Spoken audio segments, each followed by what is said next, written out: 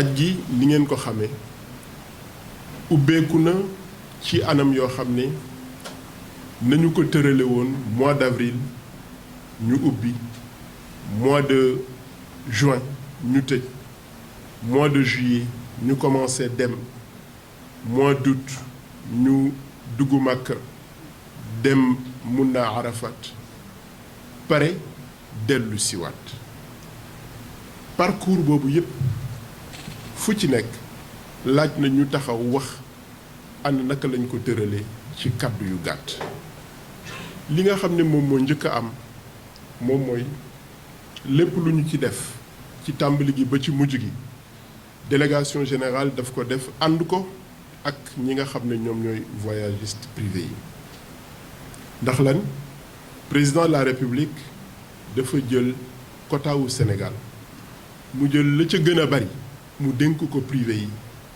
ba pare am fas yéene wu année bu nekk su fekkee liggéey bi jekk na at mu nekk délégation am lu mu bàyyi jox ko privé yi ba keroog état bi di génne loxoom ci convoyage maanaam ci yóbbu ay nit nàkk mais des ci li nga xam ne moom mooy warugaram di contrôler di jubbanti di orienter di assister quota wu Sénégal ren ñi nga xam ne yóbbu nañ leen Makka mat nañu 13000 12860 moom mooy ñi nga xamante ni moom la ñu amoon comme quota bi ñuy soog a yéeg bi ñuy soog a ñëw au mois de décembre gannaaw si ba ñu am rallonge 100 yoo xam ne yokk nañ ci donc boo ko xoolee globalement war nañu mat 13000 yoo xam ne yóbbu nañ leen Makka 13000 yooyu nga xam ne bindu nañu 11000 yi voyagistes privés yi ñoom ñoo leen convoyé voyagistes privés yooyu la aussi dañ leen a regroupé ndaxte bu ñu xoolee seen lim dafa xaw a takku tabaarakallahu yàlla na ci yàlla def barke mais takku boobu la mu takku bu ñu ko organiser wul dafay indi pëccëxoo te loolu du rafet ci deru Sénégal mu mel ni Sénégal dafa nekk réew moo xamante ni muy organiser ajam àndul ak lu nasaxe moo tax at mu nekk comme ni ko président bëggee dañu jëm ci dajale voyages yi ci ay groupement yoo xam ne groupement yu am solo lay doon bu ko defee quota yu am solo groupement yi yóbbu leen quota yu am solo yooyu bu leen groupement yi yóbboo mu gën a jekk ci ni Sénégal di organiser. ren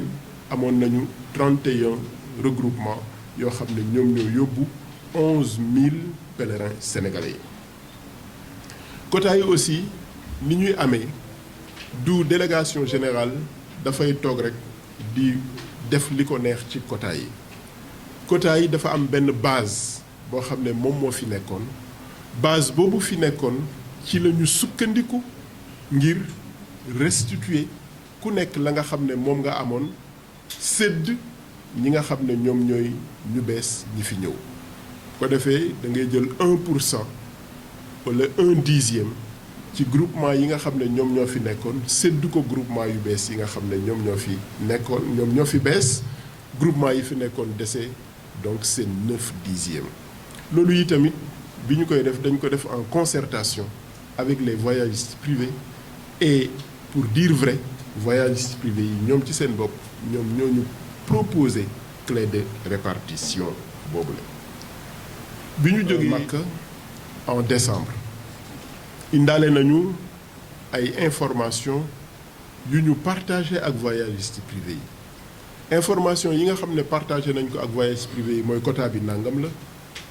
bés sàngam la ñuy ubbi bés sàngam la ñuy tëj organisation inscription yi ci ñaari weer lay doon visa yi ren dootul nekkati visa yoo xam ne ambassade bi moom moo koy defar mais voyagistes yi ci seen bopp ñoom ñooy introduire seeni données ci biir système bi bu ñu introduire seeni données ci biir système bi ba mu yegg mu générer visa bi nga xam ne dañ koy jox dañ koy jox pèlerin bi visa boobu la nekkul lu ñuy coller ci passeport bi mais c'est sur feuille A4 noonu la ko système bi organisé c'est pas la délégation générale moom moo ko organisé c'est le ministère du Hajj moom moo ko organisé noonu la noonu mu ko organisé loolu rek la ñu ko mën a respecté donc information yëpp jox nañ leen ko beneen information boo xam ne aussi jox nañ leen ko moom mooy amoon na fukki organisation yoo xam ne fayuñu woon seen li ñu waroon a fayal seeni pèlerin ci Muna ak Arafat ni nga xam ne noonu la ko délégation di liggéeyee moom mooy lu mel noonu bu amee du ñu toog ci pénc mi wax ni organisation A wala organisation B wala organisation C yoreel na muassasa nangam dañuy def dans la discrétion parce que dañuy tabax li ñuy tuddee la communauté du pèlerinage te communauté bu fekkente ni lu ñuy wax dëgg la si ñun mooy dañuy jàppalante mooy dañuy suturalante fukki organisation yooyu la nga xam ne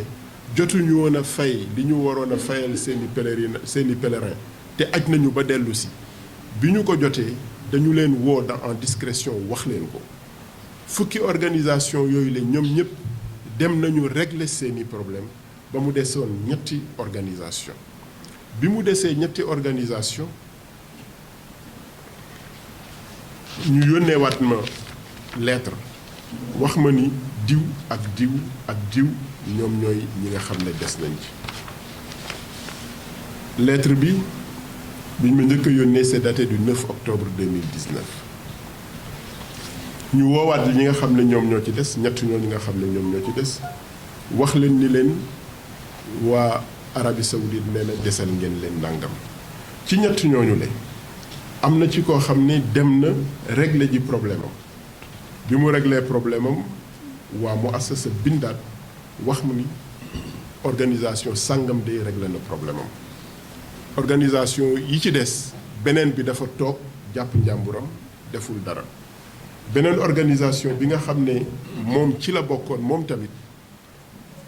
ñu woo ko mu ñëw ni ñu moom yoreelul mu assasa xaalis cette organisation en l'occurrence c'est l'organisation Sirmang Voyage ni ñu yoreelul mu assasa xaalis mu assasa boo ko yoreel xaalis nous avons ñu yaakaar ni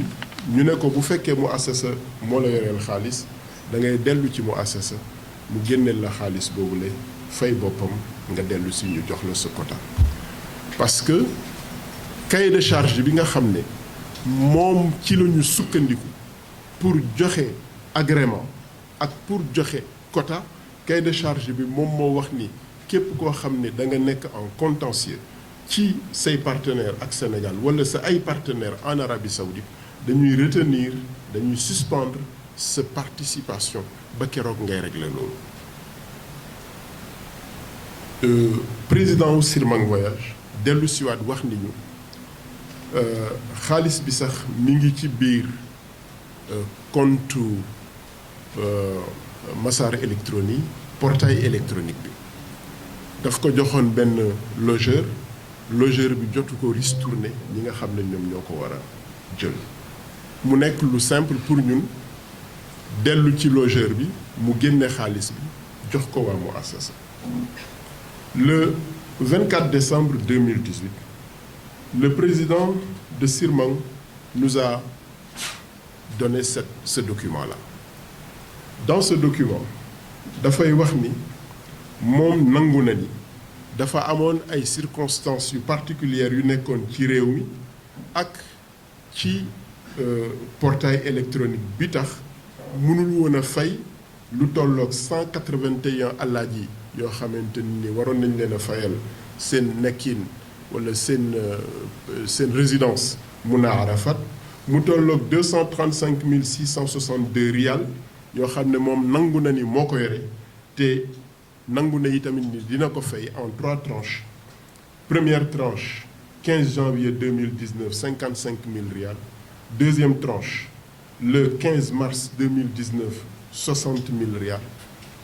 troisième et dernière tranche 120 662 riyal au mois de Ramadan fi shahri Ramadan. Le président a écrit cette lettre, cette reconnaissance de dette et ce moratoire-là. bi ñu toogee ba nga xam ne ubbi nañu le 1er avril gisuñu benn avancé ci loolu parce que président bi mu bindee lii président wu Sirmang bi mu bindee lii daf ñu ko indil ñu ne ko c'est une très bonne chose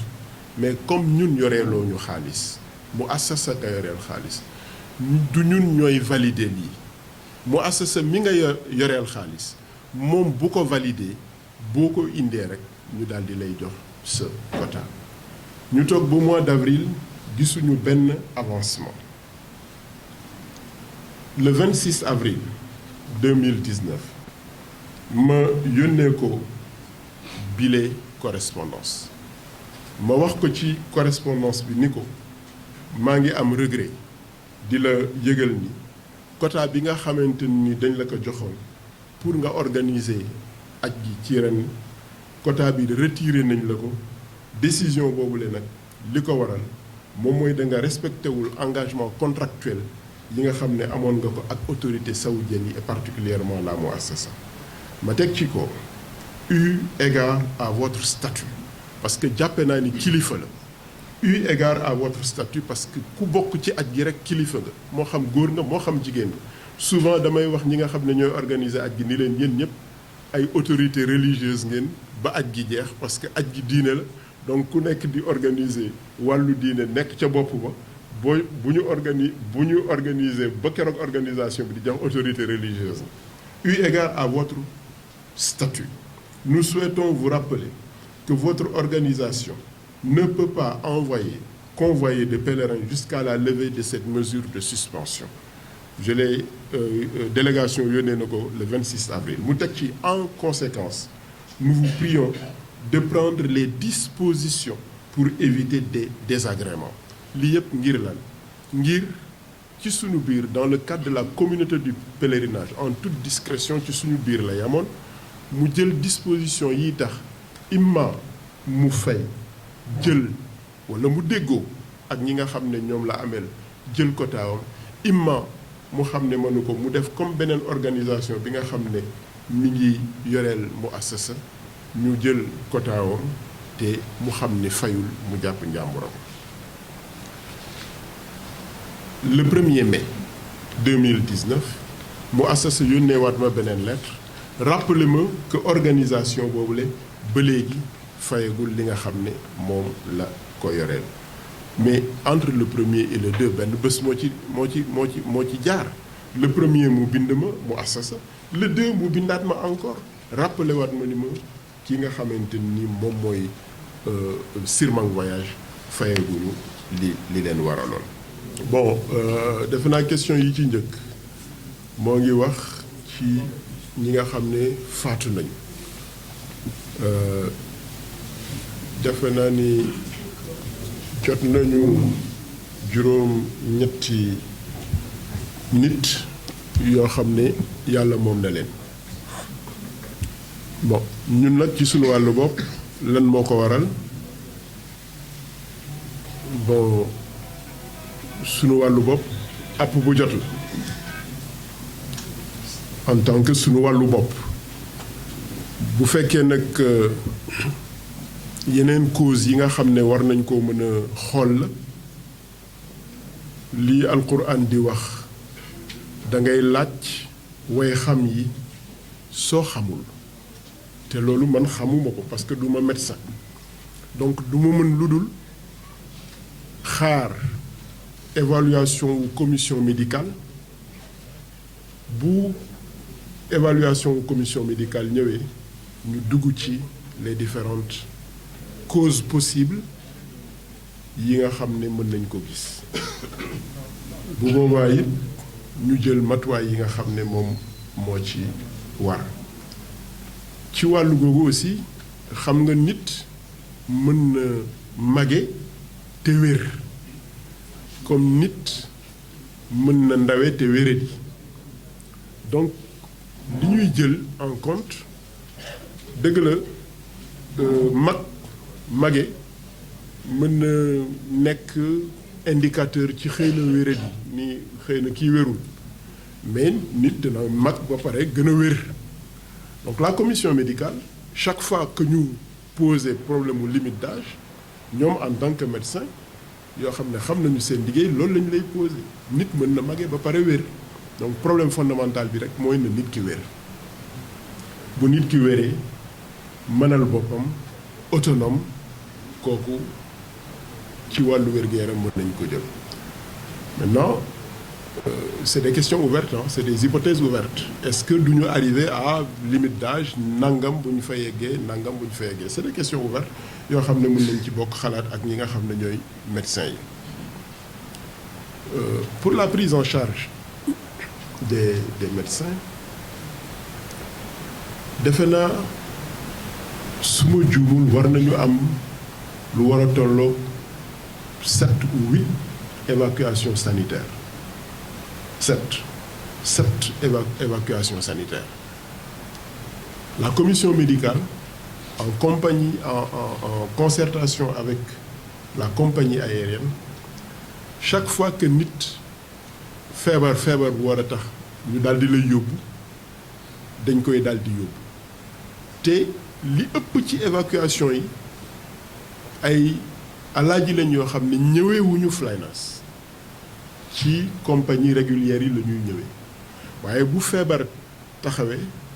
ñu war leen yóbbu dañ leen di jël indi leen ci vol Flynas bii dem immédiatement directement parce que vol direct la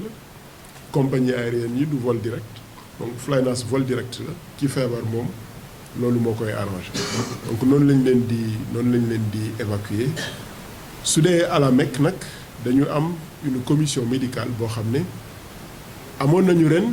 juróomi bâtiment yëpp ren bokk na ci li nga xam ne innovation la parce que yeneen at yëpp dañ doon ubbi benn poste médical ci benn bâtiment rek di fa indi ñi nga xam ne ñoom ñoo yëg dara ci seen yaram ren nag bâtiment yi ñu am yëpp bu ci nekk dañu fa ubbi poste médical pour mu jege alaaji yi ak ajaratu yi médecin bi dëkk ak alaaji yi ak ajaratu yi donc si wàllu organisation cette année lu ñu trouvé moom mooy que bâtiment yi dañ koy jàppe comme une cité bi maanaam quartier bi war na am ilimaanam war na am médecin wam war na am ki koy demal waañ war na am donc service yëpp bâtiment bu nekk dañu fexe ba mu am fa lu ko focaliser donc loolu bokk na ci prise en charge bi nga xam ne dañ koy def à la Mecque pour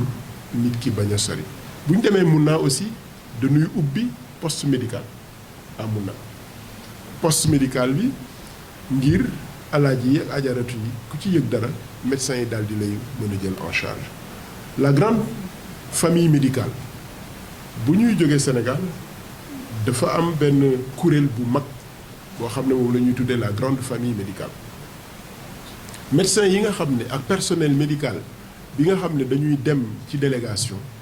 ànd ak personnel médical bi nga xam ne dañuy dem ci voyages privés yi ñu mën a bokk lépp li nga xamante ni jumtuwaay la walla xam-xam la walla mën-mën la lii tubaab di tuddee mutualisation des ressources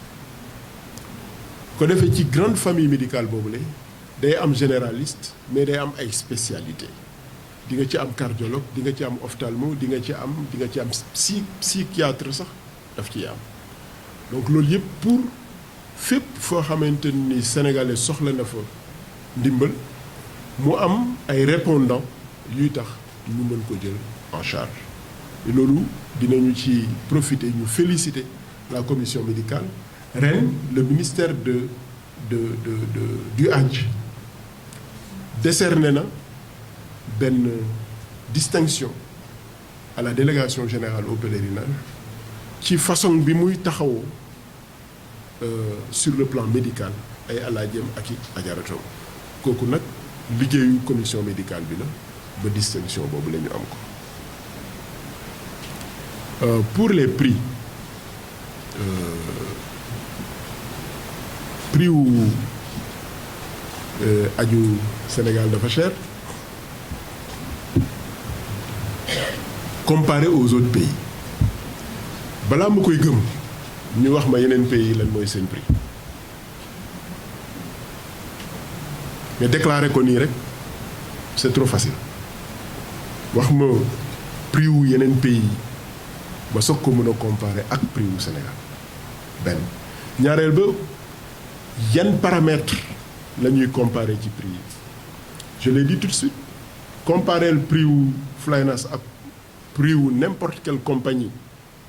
régulière prix wu compagnie régulière bi moom moo gën a tuuti mais c'est pas le paramètre qu'il faut parce que am na yeneen paramètres yu dugg comme ni ma la ko expliquer kii dafay dem déposer jëlaat indiwaat kii dafay dem déposer vide ñëwaat jëlaat say donc soo defee comparaison ci prix yi ñu xool